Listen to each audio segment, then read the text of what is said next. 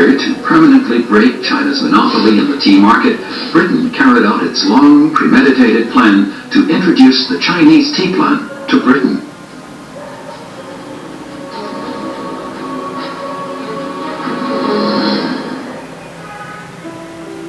This is a landscape painting completed in 1843, depicting the stunning Wuyi Mountains in Fujian, China. The creator of this painting was Robert Fortune. Fortune worked on this painting on a bamboo raft on the Jiuquixi Brook in the Wuyi Mountains during the summer of 1843, when China was still at war with Britain. It was a dangerous time for a Westerner with blue eyes and blonde hair to move around in China. However, Fortune was ecstatic because he found the finest tea plantation in China.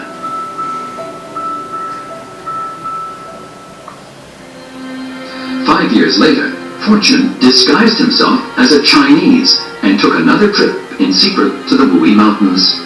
This time, he not only recorded the techniques of producing bohea tea, but also brought a large quantity of tea plant seeds. He hired 8 local tea workers without informing them that their exotic-looking employer was about to take them to a distant alien land. After returning to Britain, Fortune published his travel log, A Journey to the Tea Countries of China. Yet details about how he purloined tea manufacturing techniques were carefully omitted, and the 8 workers' whereabouts were undisclosed.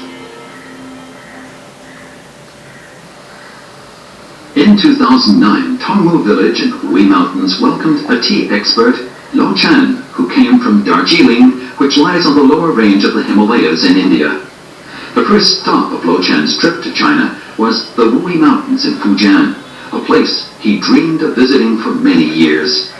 During his stay, Lo Chan revealed to us the story of the 8 tea workers that were taken away by Fortune more than 160 years ago.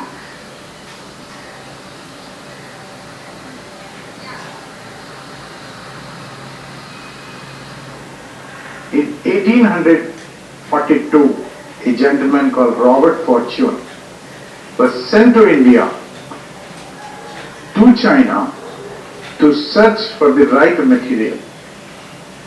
And he went around from Hong Kong to Fujian to Zhejiang to Anhui.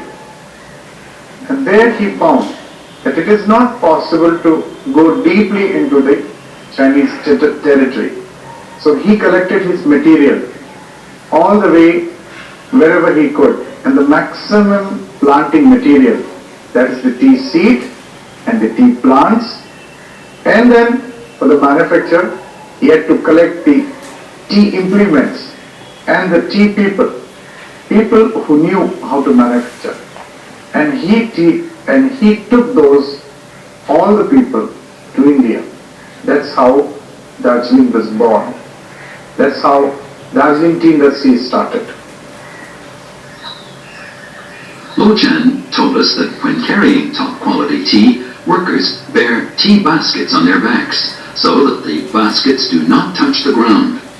This way, dirt and dust are prevented from contaminating the tea leaves.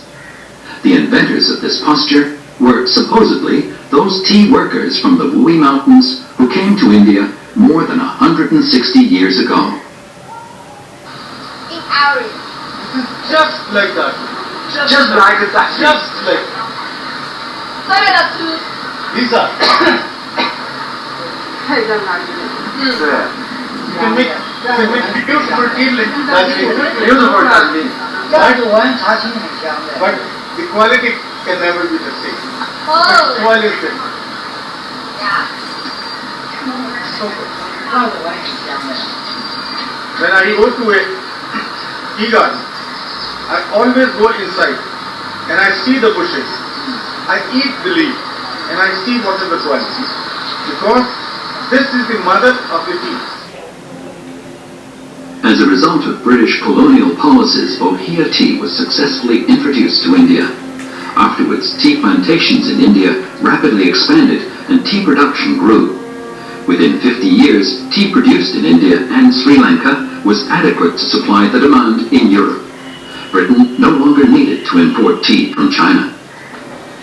After more than 100 years, Wuyishan brought top-quality Darjeeling tea from India to the Wuyi Mountains.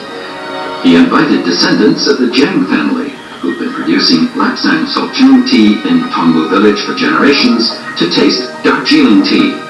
Here, Indian black tea encountered its Chinese ancestor, Lapsang Sokchung tea. 谢谢。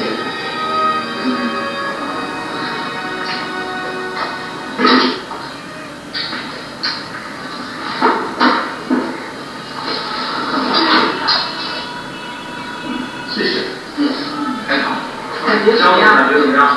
我感觉这个茶，在红茶类当中，是我目前接触到，就除了正山小种顶级的红茶之外，是在风红茶领域，是目前我接受到最好的。它最好的同时，我还有感觉就是像您说的，肖经理说的一样，这个它的底蕴里面仍然不是。正山小种的对底蕴和香气，对，还有正山小种这一股根在里面，对。虽然离开好几百年了，对，可是它的中国味道还在。So I am the person who is bringing that Chinese tea back to China after 161 years ago, and I am retracing the footsteps of